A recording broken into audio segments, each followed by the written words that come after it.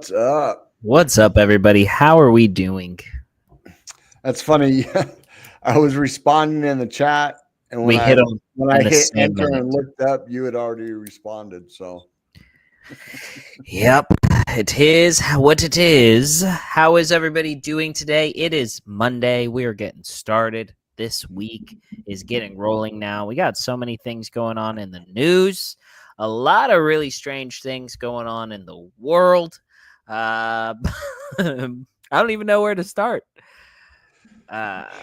it's crazy. It's crazy. We Yeah. got governments rugging crypto coins. We got China curing diabetes. We got all kinds of stuff. All kinds of stuff going on. Yep. I mean, and that's not even to talk about the computer brain control programs in China, and Right. I got an article on that too. So let's see if we randomly turn off during the middle of this stream. Obviously, the Chinese government has caught wind of what we're talking about here. So yes, that would be the only reason. That would be the only reason. What's up, Crypto King? Shout out to Crypto King. So, Desert, how was your weekend? Anything fun and exciting? Not really. I mean, it was all right. Did some more research on some stuff that I got going on, and that's about it. Do you know what I would love? You're gonna have to help me with this, but I think, or John lost power again. That's also a possibility, but it's not raining today, so it's way less likely. What I do want to say is, I want us to go small. And can you show off our backgrounds? Well, I was going to use that for a transition. Not for a transition, but okay. We'll to like do some housekeeping and stuff like that. But we can do that. Okay. Well, then before we get into it, everybody, check it out. You guys know we got the JPEG Boss Mint. We're getting ready to relaunch the Mint. I didn't really have anything prepared. I didn't really expect to do this now. No. You don't have to have anything too prepared. We're basically really excited about reopening up the Mint. Half of the Mint funds we're putting into a treasury where DAO members will be able to benefit off active participation in an investing club that will be going on there. Yes. And so there'll be a lot of opportunities for active participation while also just different investment opportunities. We're a group of like-minded individuals. We came into crypto. NFTs are kind of a way that people identify themselves, and it also gives you access to the Token Empire platform, which is owned by Jpg Empire. So this is all of everybody. And the trading bot, and it gives you access to the trading bot. And then the other half of the Mint funds will obviously be going into the JPEG Empire treasury, and that will help to build out further expand Token Empire and a bunch of other stuff we have in the works. Yes. So, but see, even though you put up this one, the one that I was trying to hammer home is the other one. So put that other one up for me. This one right here. Go. So everybody, if you haven't been to Rare Evo yet, but you plan on going to Rare Evo, there is absolutely no reason why you shouldn't use the Crypto Nightly discount code, right? So Rare Evo, August 6th through 10th. Obviously, Desert watched the last live stream where Aaron asked me when it is, right? And I wasn't 100% sure, but now we know 100% certainty. August 6th through 10th. Use code Crypto Nightly for 10% off at rareevo.io. We also have the code in the description, or will have the code in the It is in the description now. Okay. And I've added it to the default description, yes. Fantastic. So everybody out there, if you're going to go to Rare Evo, use Crypto Nightly. Get a little bit of a discount, And the sooner you buy your tickets, the cheaper it's going to be. 100%. Just like every event, just like Bitcoin conference, everything, the closer we get, they start raising the prices. Yep. And right now, VIP tickets are $1,100. If you buy a VIP ticket with our code, you're going to save $110. So, Absolutely. and VIP, I mean, I guess it depends, but we went VIP burner last year, and now we're like, well, damn, what are we Once going you to do get a this year? ticket, We can't go back from where we were. But even just the VIP tickets, you had the opening ceremonies, the opening party with free liquor. You get the free buffet and the breakfast. You get a free buffet for lunch.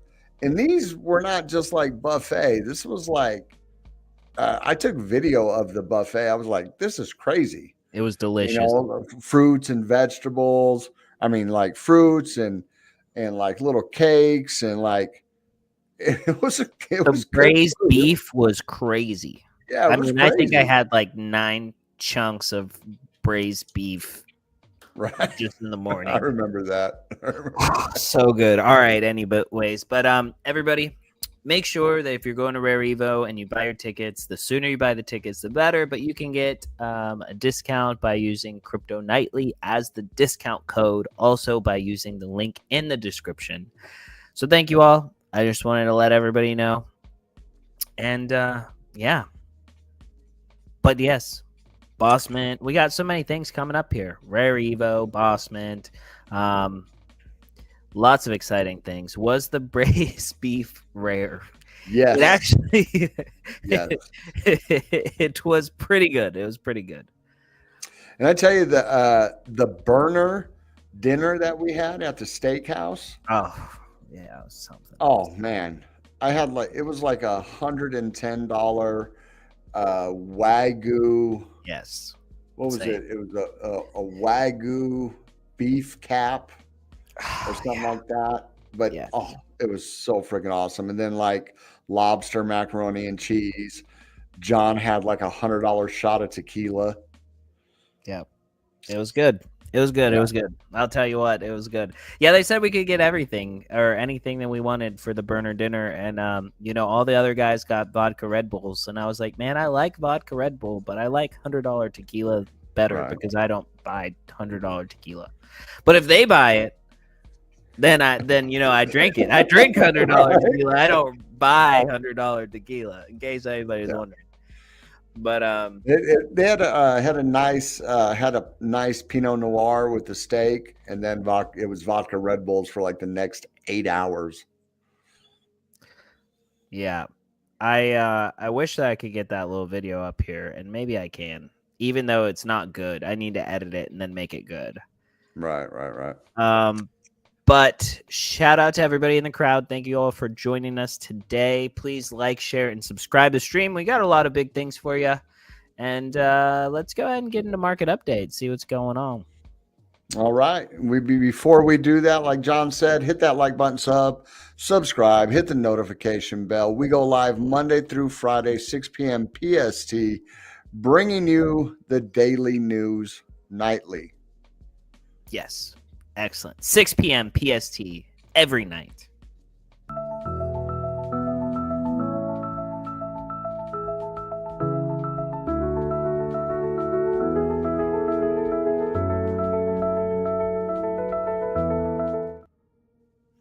All right, let's get the freshest data. Boom. So we're still at that 3.3 trillion mark. We are down 1.8%. We had about 108 billion in volume today. Bitcoin dominance at 57.5. Ethereum pretty much the same at 9.95 and less than 1 GUI to send an ETH transaction. So today was a banking holiday, so it wasn't your typical trading day, which kind of probably screw everything up the rest of the week, where Tuesdays and Wednesdays are usually the best day for trading. Today being a banking holiday, it's going to mess everything up. But we got Bitcoin coming in. Little bit of a recovery from earlier. We were down in the 95s, but we're coming in at 96,237, up 0.2. Ethereum at 2731, up 2%. XRP at 266, down 3.4. BNB at 665, down 1%. Solana at 177, down 5.8%, taking a huge hit. We got Doge coming in at 25.84, down 3.5. We got Cardano coming in at 80 cents, up 0.7. And where is SWE? SWE's back down to 17 at 322, down 2.8%. Let's look at our biggest winners today. Is going to be Sonic, up 14.5. Token Exchange up 6.2. Mantle up 5. We need to look into Mantle. This is a very big favorite of Aaron's. He seems to really like Mantle. And I really have no clue what it is besides a layer 2. Well, Ben Armstrong was very bullish on Mantle like during the bear market. Remember? Oh, was he? Mantle came up several different times. I remember hearing about it and being like, huh. Like during the last times I listened to him. But, yeah. Right. Sure. We got Optimism up 4.2, DEXE up 3.8, Monero up 3.1. That's a ETH. That's a ETH. That's a ETH. Arbitrum up 2.1. ETH. A lot of ETH, a lot of wrapped ETH moving. But so it's not too bad. We got a little bit of green. The red, Trump is down another 10%. We got Jupe down 6.8, Near down 6.7, Radium down 6.2. What is that? Binance Stake Soul? That's weird. Solana down 5.8, Caspa down 5.3, Bonk down 5.1. And the sea of red does just kind of keep going and going and going. We have to go down really far. So let's take a look at Bitcoin on the weekly. Let's spread this out a little bit. Let's go ahead and draw some levels here. So we got 104, 102, 97.9. So these are the levels you are going to want to be watching right now. And you have the high volume node right here in the middle at about 96,438. So when we're looking at this, same thing we've been talking about. I mean, this level's a little lower than what I had it at. I had it at like 98.5. But if we're looking at the tops of the candles right here, boom, boom, boom, on the weekly wicks. So 98,226, we'll call it. We really need to get back above that to have any hope of continuing. What I do like about what I'm seeing here, though, is that we're starting to get like it's starting to flatten and curve out. You know what I mean? It's like it's starting to roll out as opposed to just like boom, boom, boom, boom. You know, last week we closed with the indecision doji. I think we were only down 0.37% last week. So pretty much flat, but it had an indecision doji on it. It had the high wick on the top, high wick on the bottom. And when I'm looking down here on the Stokes have reset. So that is a good thing. Desert. We got the momentum is still going down. The VWAP starting to curve up. We have a little bit of a hidden bullish div here on the weekly, if you notice this right here. So what are you thinking? Are you thinking that was the? So what are you thinking? That was the second top, and now we're going back down to 30K. I mean, probably. that was the double peak, and now we're going back. Now we're going back down. That was the whole bull market, guys. Hope you all had fun.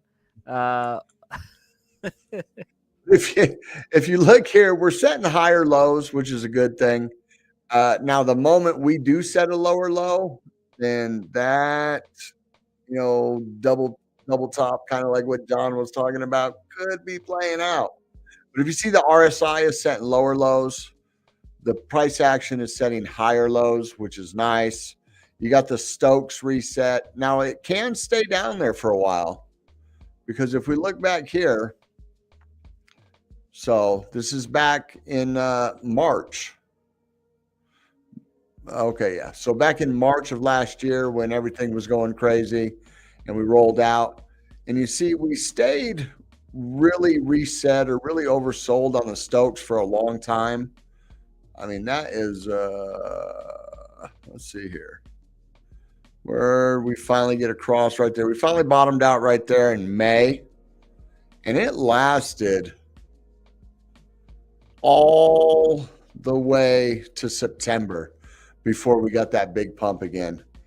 And hopefully that is not what we are seeing. Unfortunately, this is looking awfully similar to right here. You see that? You see the one top, the two top, boom, the three top, and then off to the races. And where are we at? One top, two top, boom. So maybe we're going to come back up to like 104, maybe 108, but this is actually a lower low if you look at it. These are all lower lows right here. So if we play that same trend out right here, I mean, we might only come back up to like 100 grand and then come back down. And then towards the end of the summer is when we get that next leg up. It is possible. And you can see these Stokes lasted this entire time right here. Doesn't mean Bernstein said,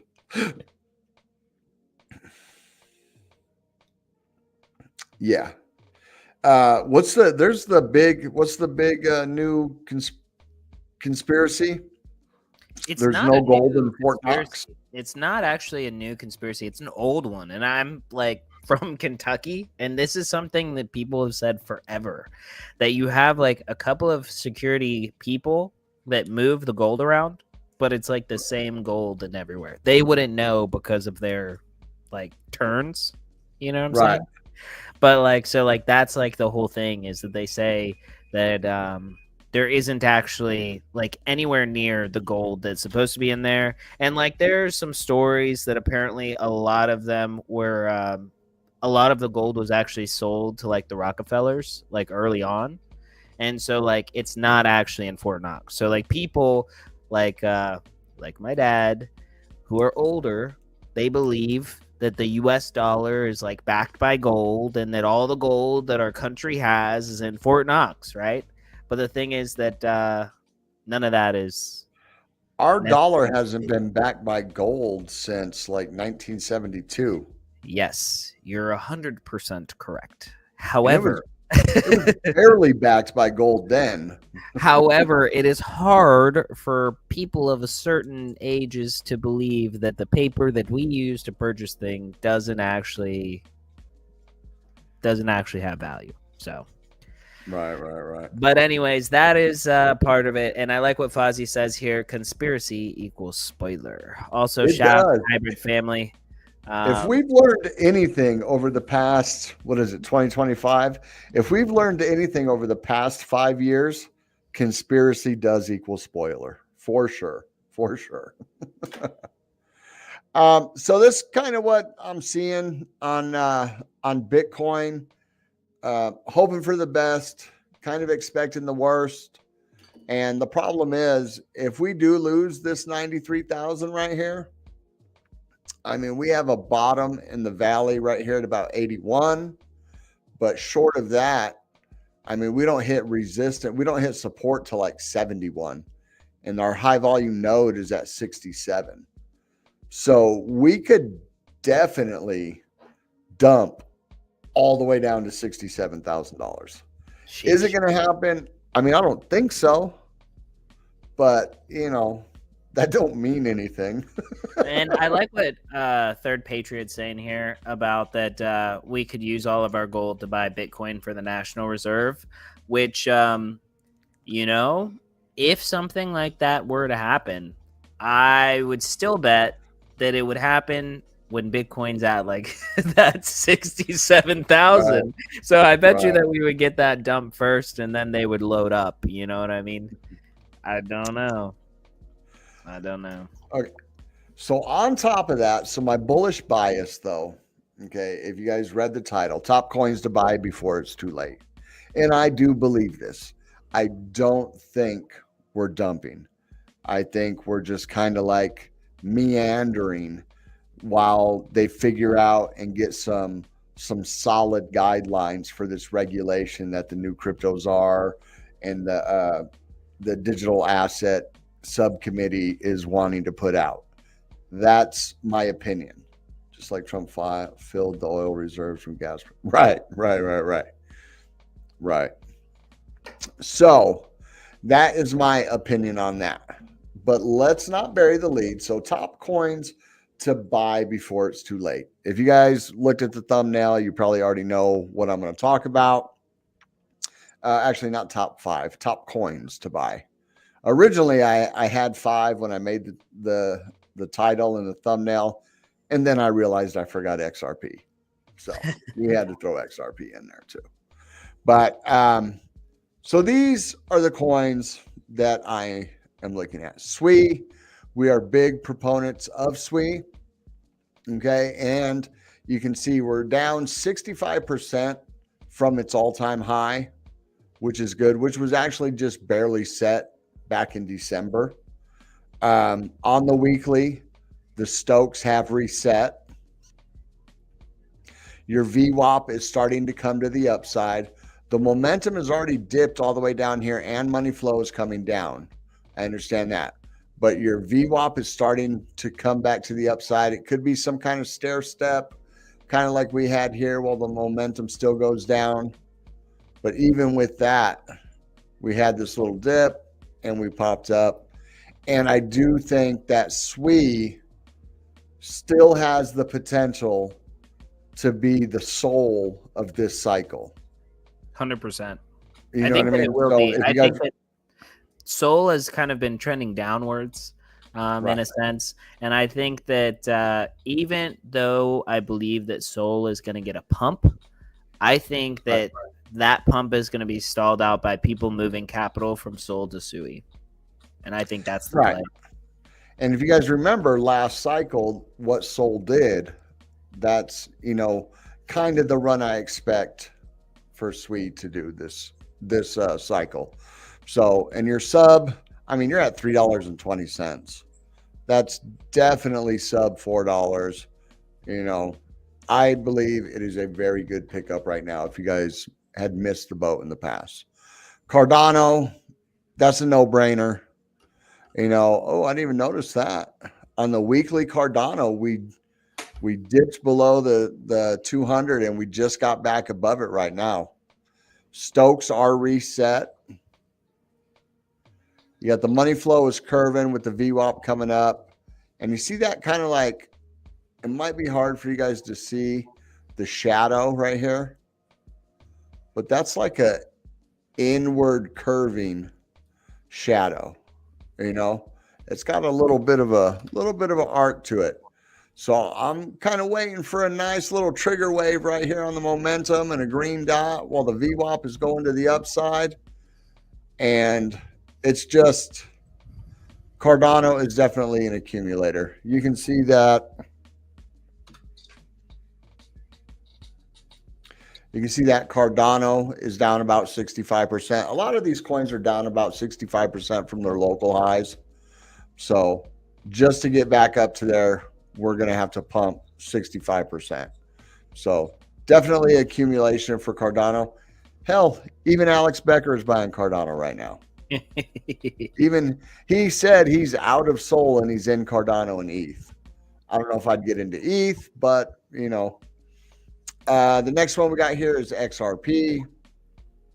Of course, XRP and Ondo just talked about a big partnership between them. So we do have, what is going on here? So we have a little bit of a bullish div on the weekly for XRP also. Look at that. So we are setting lower lows on the RSI and higher lows on the price action. So that is definitely good for XRP. While XRP is only about It's only about 30% to its all-time high. I do think that XRP is about to take everything by storm. I am expecting an ETF for XRP. I am expecting adoption from XRP through the banks and whatnot. I mean, World Liberty Financial, whatever it is, World Liberty Financial, Trump's thing, is adopting XRP and Cardano and everything like that.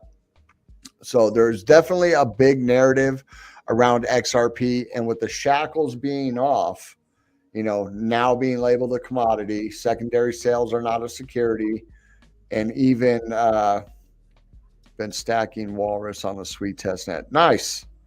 You know what? I did some, and then I just keep forgetting to go in there and do that. But I have a little bit staked in the I can't remember what it's called, what app it was, but I do have some in the testnet stake, some walrus staked. So definitely expecting big things out of XRP. Now, granted, there's going to be a lot of coins that are going to do multiples of these. These are the safe bets, the top altcoins to be picking up right now. Not safe, safer. Let me rephrase that. Safer. Anything can happen. Terra Luna, all kinds of stuff. Anything could happen, right? The next one's going to be Ondo. While it has been being outperformed by Mantra, Ondo is going to be the institutional grade when it comes to RWAs, tokenizing money market accounts, their OUSG with the short-term treasury bills backing it and everything like that. Ondo will be the institutional, and now that they're partnering with XRP, they got OUSG on the XRPL, and I believe they're actually going to be tokenizing assets also using the XRPL. So this is going to be a big one. This I will keep accumulating. This is one, Ondo is definitely one I will accumulate during the bear market also. I'll probably just DCA into Ondo even through. No, there is more unlocks for Ondo. Every 12 months, there is an unlock for Ondo. So we can look at that. Actually, I don't know. I don't have that up. But yeah, every 12 months, there is an unlock for Ondo. But as the unlocks come out, the percentage, because it's a specific amount every 12 months. It's whatever it was, like 1.8 billion tokens or something like that. So now that the supply is bigger, it's going to have less impact. And then obviously the next next unlock is going to have less impact, and so on. And I want to say it's for 6 years. I'm not exactly sure. We'll have to, maybe I'll pull that up. But we definitely believe in Ondo, and at $1.21, that is a great buy in my opinion.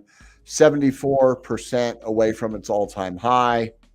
So definitely a great pickup. Even Solana is a great pickup. Everybody's fading it right now. I know it's been in the gutter. It's been tanking. And we do like SWE better than Solana. Solana's not going anywhere. I mean, they tried to destroy it last bear market. It got down to like $8. It got down to like $7 or $6, to be honest. And I was surprised. Somebody asked me if they should sell it, and I was like, just move it into something else. And they're pissed at me. They hate me right now. I don't think I bought back into Solana till it was at like 40. Then I was like, oh man, I better pick up some. And then 40 turned into 80, 120, and then here we are right now. So under $200, I mean, it's at 177.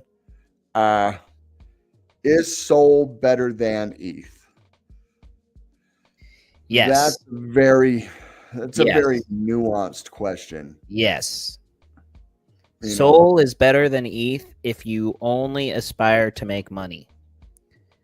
Because ETH is not going to grow in price valuation as much as Sol will. But you could argue that Ethereum as a blockchain is more secure than Solana because Solana has had problems stopping. I don't even think that's Right. not even an argument. That's just a blatant truth. Yes, That but I mean, like people that are right. Solana maxis, they would say that that is not the truth. I think that it is. Until you try to sell something and you get 15 failed transactions. Yeah. But there are failed transactions on Ethereum. Yes. And the cost of a failed transaction on Ethereum is a lot more expensive than the cost of a failed transaction on Solana. Yes, 100%. You know, but Ethereum doesn't go down either. Solana goes down. So it really, I mean, but I would say from an investment standpoint, yes, your largest growth opportunity is going to be Sol over Ethereum, and that is specifically just math. That's just market cap. That is not financial advice. It's literally math. So that's all. Right. And to John's point, I'll say that I own Solana. I don't own any ETH. You know, I mean, I have ETH for gas fees, but ETH, I don't invest in ETH. I do invest in Solana. I do own some Solana. So Kai, what I would say though is something that you should really look at, just because the user experience is really easy. It's really quick to make a wallet. You should check out Sui. And I'm saying you should check out Sui because we really like Sui on the channel. We've used it. The experience is good. But honestly, I feel like checking out Sol or checking out Sui, it's a good time for it. So Sui is definitely a good one that we like. And I would like to address that first part of that question. Is Trump still favoring ETH? Trump isn't favoring anything. Yes. Trump is clueless. Actual President Donald Trump is clueless. Now, his sons are a different situation. And they have World Liberty Financial on Ethereum. But they also launched their meme coins on Solana. So it's like institutions are using Ethereum because they can absorb the transaction fees and stuff like that. So I will also say over trading is the worst thing you can do for your portfolio. Yes. Jumping from coin to coin to coin, like, transferring to Sol because ETH not doing so well. You don't want to do that because everything pumps at different times. And actually right now, ETH is outperforming Solana at this current point in time, and ETH will have its run, but yes, you will, I could say with 90% certainty that you will make more money investing in Solana than you will Ethereum. So what Hybrid Family is saying here about thinking that Charles is meeting with the Trump team at the end of the month is actually true. I saw the article that David Sachs and the different parties that he'll be meeting with, and IOHK was actually one of them, as well as Ripple and a handful of other tech companies that are in blockchain. Meeting with the cryptos are David Sachs. Maybe. No, I'm saying it's in there. It's on the list. You always say that. I'm saying it's on the list. It's always on the list, bro. It's always on the list. Yeah. No. Read the transcript. I'm kidding. I'm kidding. Okay. Maybe this will be the time that proves me wrong. There we go. It's just bro. We've gotten to the point where I just have to be the antagonist when it comes to that type of information. That's fine. The naysayer, the cynic, cynic. Yes, absolutely.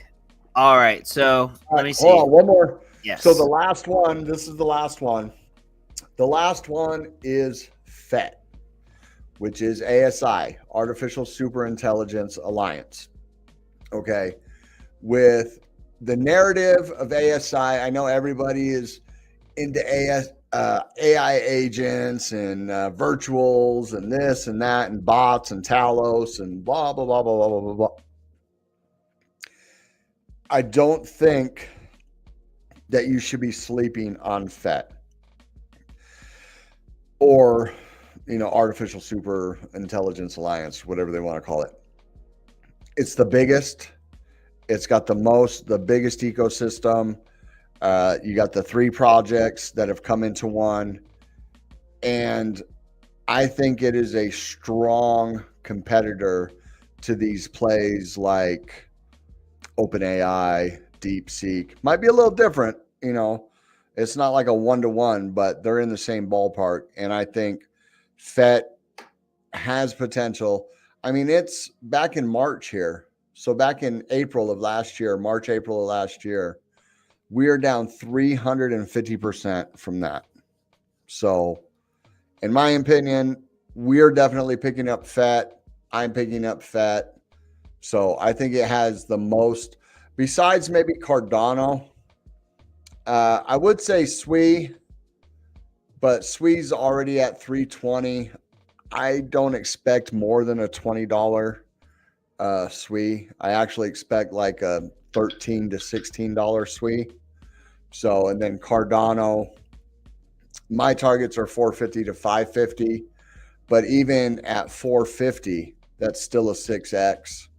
XRP, $10 to $12. Ondo, I think, can get to $10 easy. FET can at least get back here to its local high, possibly even further. So, and then Solana, I don't think Solana's getting to 1,000. I mean, it could. I don't think so anymore. I used to think I was in the cards and easy. I just don't think it will. Yeah, we used to think that that's like a low end for Solana was $1,000, but now I'm thinking the high end for Solana is $1,000. Yeah, but I think the consistent problems throughout the bear market when people weren't even, really even using the chain all that much is really what did it in for me. Well, for something that has such high throughput, supposedly, it's extremely hard during volatile times to swap tokens.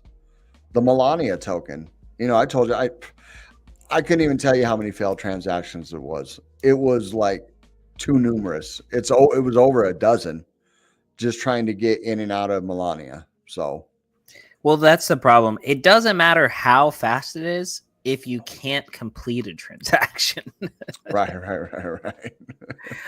All right. Wagwan, Crypto Jesus. What's up, sir? What's up, Crypto Jesus? So let's see. I don't know where to start. We're gonna start with the boring ones. We're gonna start with the boring ones and then get to the weird ones. We only got 20 minutes. I know. Let's don't start with the boring ones if we ain't gonna make it to the good ones. Okay. Well, Hong Kong investment firm surges 93% after buying just one Bitcoin. I'm not going to go too far into this article because, we understand what happened, right? Hong Kong investment firm says they're going to invest in Bitcoin. They buy one Bitcoin. Stock goes up 93%. But I think that this is bullish momentum. This is more evidence that we're seeing places like Hong Kong and other parts of the world adopting crypto. And then having it be a part of their portfolio. And I had an article, not an article, actually a bookmark. Let's see if I can find it real quick. But there are 32. This was actually posted. Okay, this was posted by Cointelegraph, reposted by Crypto Nightly. I'm going to get this open. But there are 32 states, and we've been talking about this for quite some time. It's 32 now? Yes, a total of 32 U.S. states have introduced Bitcoin and digital asset bills so far. More states are joining the race. So look at that. Look where we got. We're missing Washington State, Idaho, Nevada, California, and then who even knows what these two states are? I don't even think they really exist. We got Louisiana, Alabama. Pretty sure that would be Colorado and Nebraska, sir. Okay, Colorado and Nebraska. Because you're right next to them. You're over there, right? No, because I have, a 5th grade education. Oh, I was going to say, then we got Michigan. No, that's not Michigan. That's not Michigan either. Minnesota. There we go. Right. It was Minnesota, yes. The other one is Tennessee. Wisconsin. This is one of the Virginias, probably. Massachusetts. It's not Massachusetts either. That's Maine. Vermont. Oh, Maine. Sorry, Maine and Vermont. But look, Massachusetts, they're all right here. You know what I mean? Is where the massholes live over there. Right. And then I don't even know what this one is. Right under like Rhode Island-y place. It's Pennsylvania. Pennsylvania. There we go. Pennsylvania isn't real. It looks like Pennsylvania. It could be no, that's not New York. I believe that's Pennsylvania. Yeah, that's Pennsylvania. There we go. Right? Yeah. And then I don't even know these little places. What does that even mean? Are they even real? No, but do they even exist? jokes aside.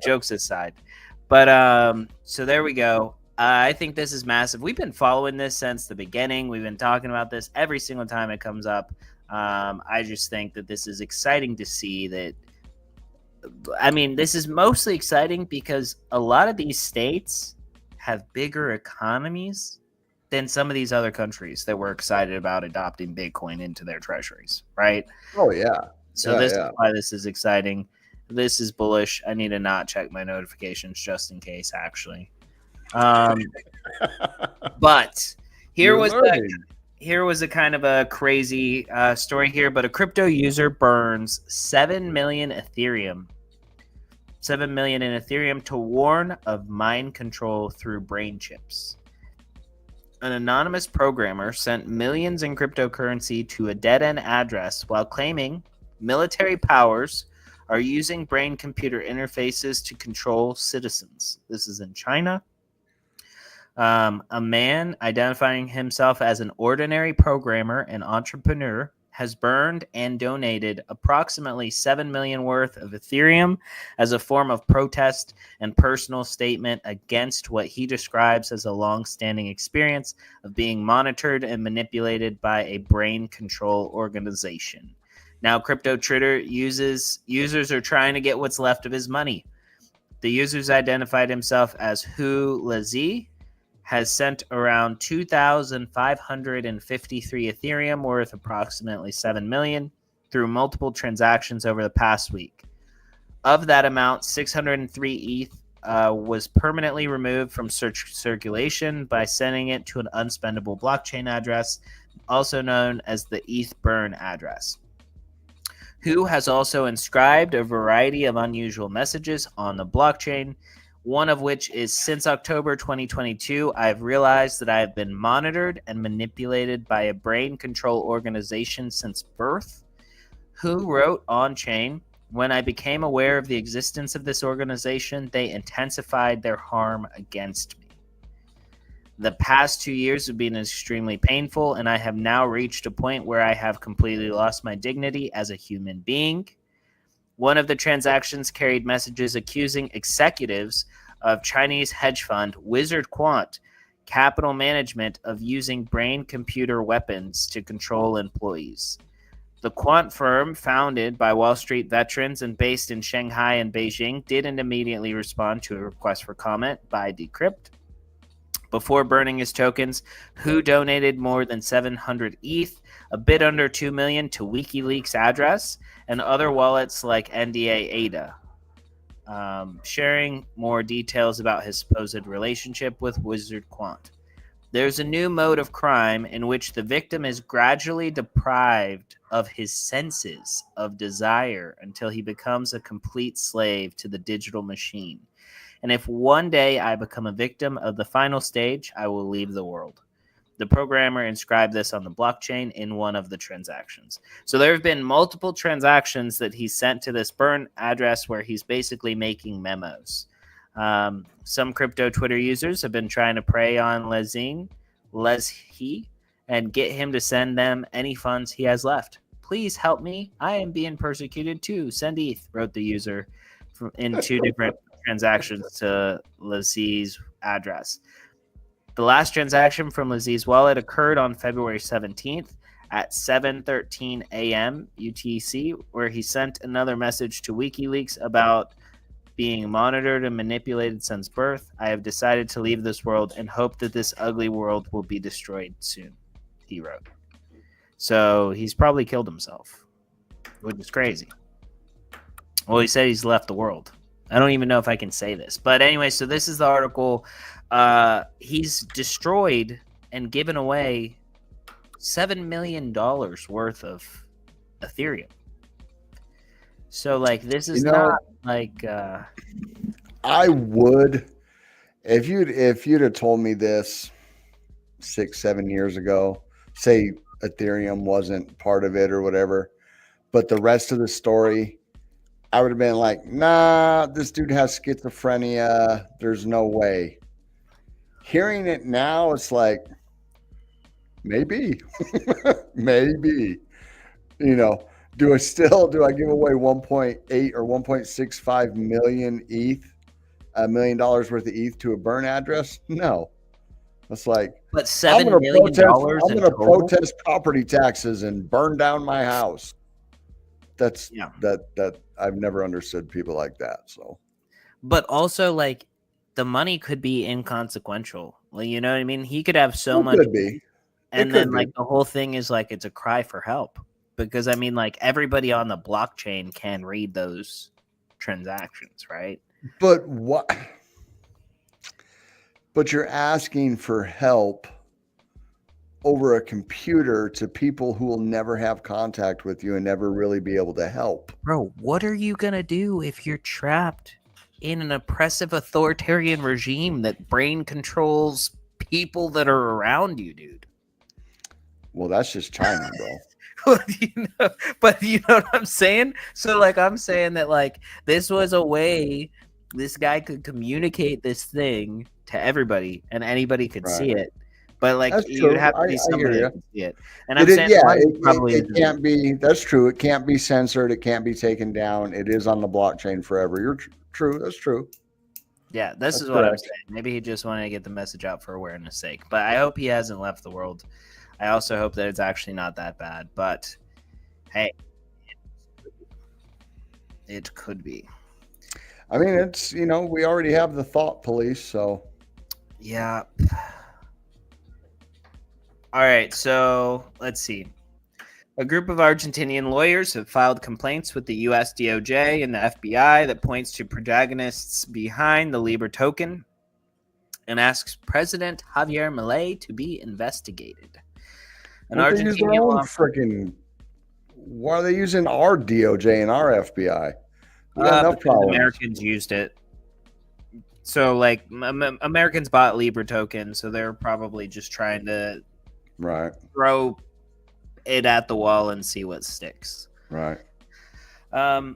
So I'm not going to go into all this, but basically Javier Milei on February 14th, president posted about the project on X in a now deleted post, emphasizing that the project would go to funding small Argentinian businesses and startups, including the contract address, leading to raise the token to raise a $4.56 billion market cap before plummeting to 257 million just hours later. So you were actually watching an interview, CoffeeZilla, with one of the people on the meme coin team. Yeah. And I was listening to it, and basically he was saying that there was a lot of lack of clarity in what was going on, and he himself is sitting on 100 million in funds that they were able to make. Yeah. And so he's basically just like sitting on it until he's able to speak to Javier Milei. Yeah, he said it's his protection and his incentive, because CoffeeZilla was telling him, well, you need to get rid of that money, get it out of your hands, get it to a custodian or something like that. And then the dude was like, no, I'm keeping it because it's the only thing protecting me and this and that. And I'm like, maybe. Yeah. Yep, 100%. But the meme coin launch was basically an absolute. I mean, like, it just went really poorly. We'll say it went really poorly. This is the same thing as happened with the African meme coin CAR, but CAR was actually pumping again. So, I mean, the other day it was up another 40%. So, I think that this cycle, we are going to see a whole lot of random politicians internationally launching meme coins. And instead of the celebrity meme coin cycle, this is going to be like the world leader meme coin cycle is what I think that it's going to be. Because you But look did at Javier actually? So I don't know the particulars on this, but did Javier Milei actually launch it? They're trying to say he promoted it. He's saying I didn't promote it. I just shared it. Yeah, he But shared it. But I did think he like? Did he I like push remember it though? Like a KOL would push it, or like I think he mentioned it a couple times, tweeted about it a couple times. But the truth that I read is that the guy that spoke to him that was running the coin, he actually had convinced him that like this money would be used for small businesses and things, and that it would be like valuable, right? oh, And so he got rug too then. so Supposedly. maybe, but like I think that that's the whole thing. It's like kind of like this awkward place where this guy's sitting on 100 million. He doesn't feel good about just spending it or just doing whatever you would do with 100 million. Worried about liability, and like so he's worried about. He's probably worried about nation states coming after him. He's probably made a lot of enemies. Yeah. And stuff don't have to be true or false for you to make an enemy. That's true. And so I just think it's interesting. I think that it was really poorly done, very poorly executed. And I was listening to a space today with L, and he was literally just yelling and screaming about how he hates that we have Charles Hoskinson trying to legitimize Libra and bring it onto Cardano and all this other stuff. And it's kind of ridiculous because it's an obviously failed or meme coin or scam or rug, something illegitimate that happened. And there's no reason to like the founder of Cardano legitimize it. L and Charles have been at odds ends for quite some time now. Yes. Yeah. Yep.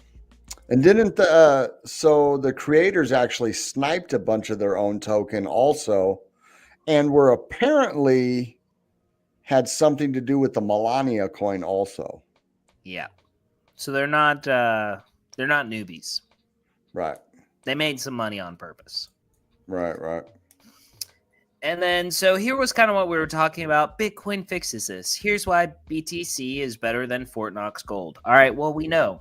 And U.S. Senator Rand Paul has called for an audit of Fort Knox's gold reserves, sparking a debate over Bitcoin's transparency and financial trust compared to traditional assets. I think that this is more a push towards the transparency and towards us like moving to a Bitcoin reserve as opposed to a gold reserve. It makes a lot of sense, right? It makes a whole lot of sense. And so the Kentucky senator on February 17th invited Doge to conduct a gold reserve audit of Fort Knox to ensure it actually has 147.3 million ounces of gold, or 4,600 tons of U.S. Department gold. And so this is like what I'm saying is that the rumor and the conspiracy for a long time now is that this is not actually here and that most of the gold is gone. And there's actually only one pallet that gets moved around 4 or 5 different rooms.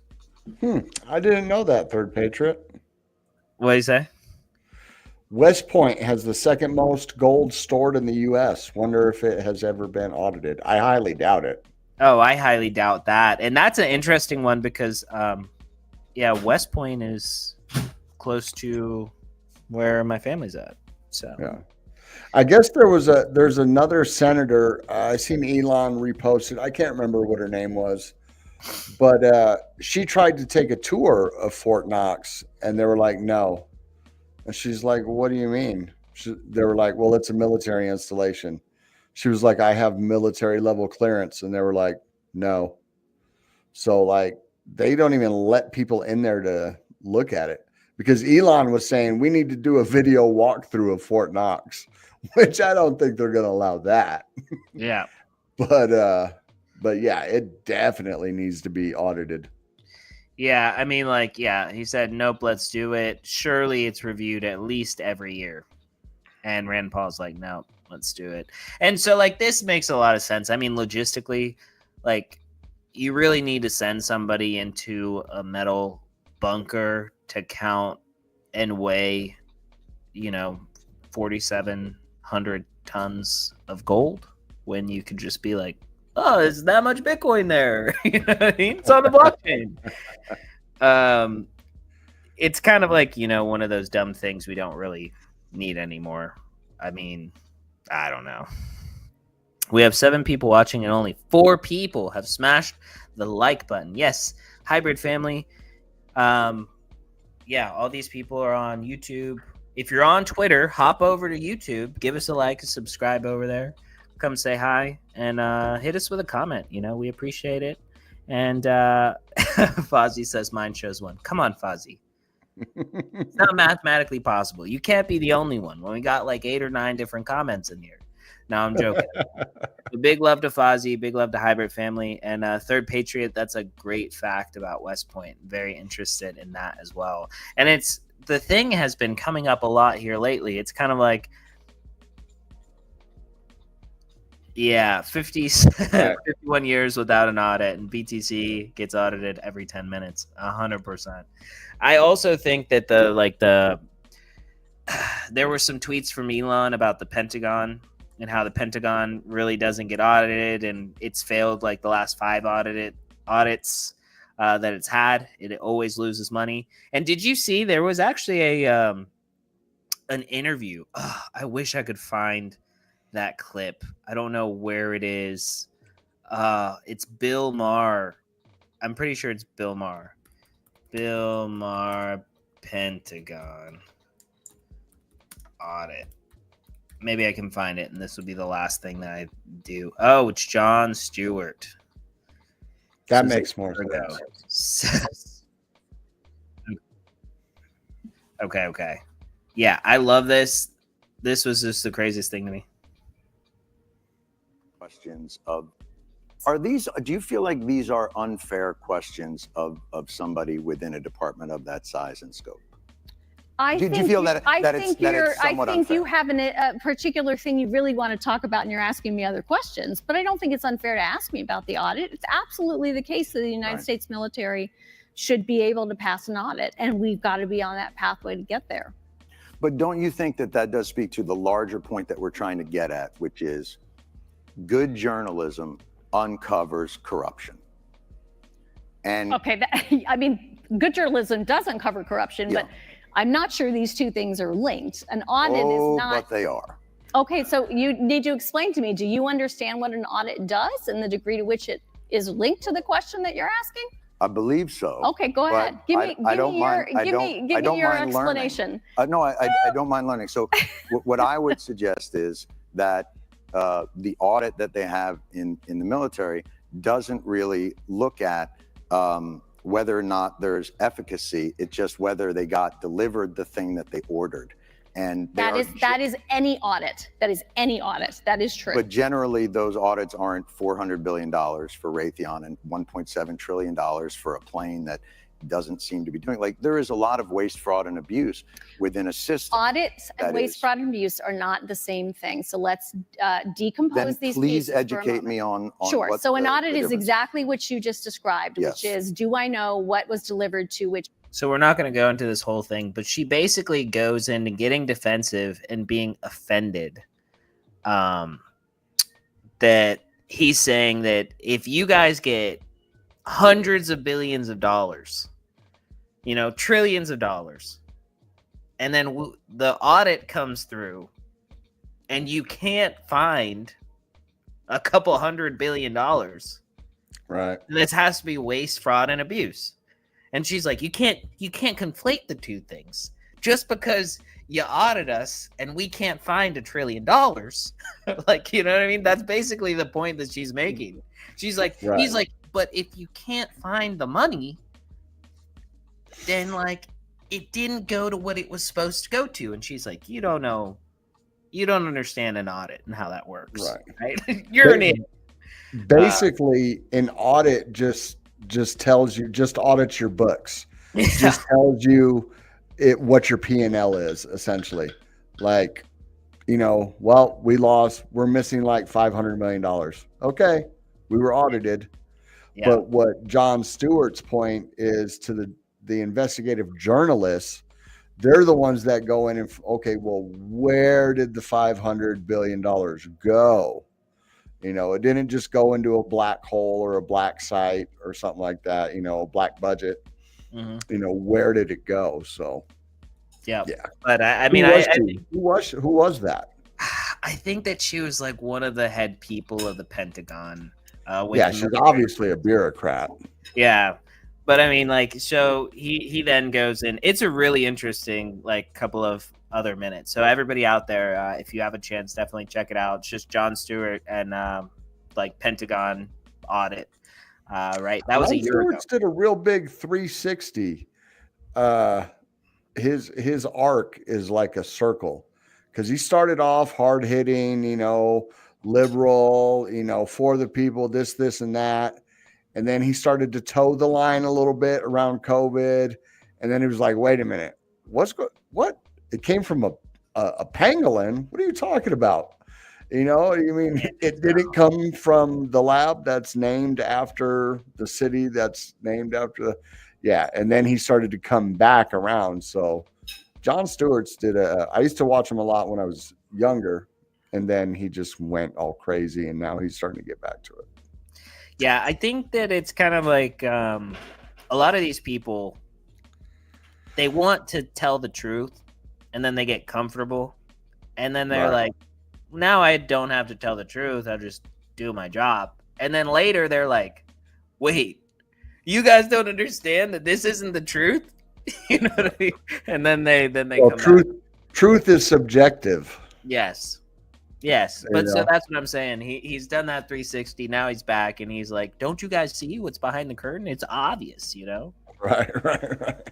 But all right, everybody. So that's what we got for you today. Those were some crazy things. I think the last kind of thing that's interesting is that Grok 3 is about to launch, and this is igniting a global AI arms race as OpenAI readies its counterpunch with GPT 4.5. But one of the big things is that XAI's Colossus actually has like a ton more GPUs than like anybody else in the AI world. So they're going to be giving them a big run for their money. And I think that we talked about it before, but they were trying to raise 80 billion, and Elon Musk says, I'll buy you for 97 billion. 97 billion, and the board and Sam Altman rejected it. So they didn't let Elon buy them. And so I think the AI war is coming. And do you know, so here's my thing. I want to say this about Neuralink and this kind of stuff. So I think that it's cool because for a person to interact with technology, to interact with AI, if you have the brain chip and you're able to communicate that way, then there isn't any room for misinterpretation, right? So you can't be like, hey, I want you to protect the world, and then the AI kill everybody in the world because it's trying to protect the world from us, right? Right. But again, with that article that we were talking about, with people actually being able to have their brains controlled, like their desires being able to be turned off, and like their feelings and things being able to be controlled, that's freaky. And I think that that's kind of why we need blockchain and AI together. What is the over under until this is implanted in us? I mean, I think over under. Okay, over under, dude. I think 5 years. 5 years? 5 years? I think tops. Maximum. Mainstream, not like. I think that we're going to be main veining cellular devices within the next 5. I mean, like maybe definitely less than 10 years, right? Definitely less than 10 years. But I think like 5 years. I think 5 years from now, I think by 2030, we're all going to be main veining cell phones and we're just gonna be like, "Oh, what's up, Dad?" I'm telling I you, mean, I could see 10 years. I think 5 is a little, but who knows? 2030. Technology moves exponentially. Yeah. So it very well could be. I mean, growing up, a port. we didn't have cell phones and stuff like that. Even it wasn't until like my early 20s. Okay, so when I like Fozzie's numbers there. 5 years, the ability, and 10 years mainstream. Yeah, I could see that. Johnny Mnemonic. Yeah, 100%. Right. Also, I watched Ghost in a Shell. It's on Netflix right now. It's a good one. I liked it. I liked it a lot. It's a 2017 movie, but I think that's where we're getting to. Okay. I think that's what it is. I don't know. I grew up with a movie called The Lawnmower Man. You ever seen The Lawnmower Man? We've talked about this before, and I haven't seen that one. I need to. It's kind of like that. Or there's another old movie from like I want to say it's the late 80s or early 90s called The Ghost in the Machine. Yep. That's another good one. Yeah, it's about the same type of thing. But The Lawnmower Man, they take a mentally handicapped guy that he's a lawnmower guy. He does people's yards. And then this dude, Hybrid Family knows The Lawnmower Man. So they take him and he's like friends with this little boy. And then they like hook him up to the computers to make him smarter. And then all of a sudden he becomes like super genius. He I can't even remember how long it's been. We should do a movie night. Maybe we'll do that. And in JPG Empire Discord this weekend. Yeah, maybe we'll do that. And but yeah, and then he becomes one with the VR. That's what it is. So they put him in VR, and then he becomes one with the computer. And I think his name was Job, right? I believe his name was Job. Yeah. Job. That was crazy, bro. We had VR back in the 80s. I remember in Michigan, living in Michigan, we had this movie theater called Studio 28. And you go in there and it's got a little octagon thing and you step up in there and then you put the little thing on your face and you have the little gun, but all the graphics were like Tron. They were all single line lasers and stuff like that. And you could move around and shoot with it was pretty cool. Dude, when I think of like one of the craziest experiences, I think is it was specifically Shark Boy and Lava Girl, Spy Kids in 4D. That one was like wild. I think that the seats even moved and everything. It was a whole thing. Mine was Harry and the Hendersons. Harry and the Hendersons. It's old Sasquatch movie from the 90s, but it was like the 4D thing where like I think when they hit him, the seat like jerks forward. Yeah. And like water sprays out of nowhere or something like that. And that was back in the 90s, early 90s, maybe the late 80s. Yeah. Love it. Love the movie. All right, everybody. Thank you for joining us. This was an excellent show. We will see you guys tomorrow night. Cincinnati Zoo. Shout out to Cincinnati Zoo. I love it. Want to take my kids there for sure. But thank you guys for joining us. We will have all kinds of new news and exciting things for you all tomorrow, every night, 6 p.m. PST. Spend some time with your families, touch some grass, smoke some grass if you must. And we'll see you guys tomorrow night on the next one. And remember, Crypto Nightly gets you a discount on your Rare Evo ticket. So don't buy a Rare Evo ticket and not get a discount, right? Hold on, let me put it up. Boom. Big brain. Oh, boom. There it is. Use code Crypto Nightly for 10% off at Rare Evo. We'll see you guys on the next one. Good night. Peace.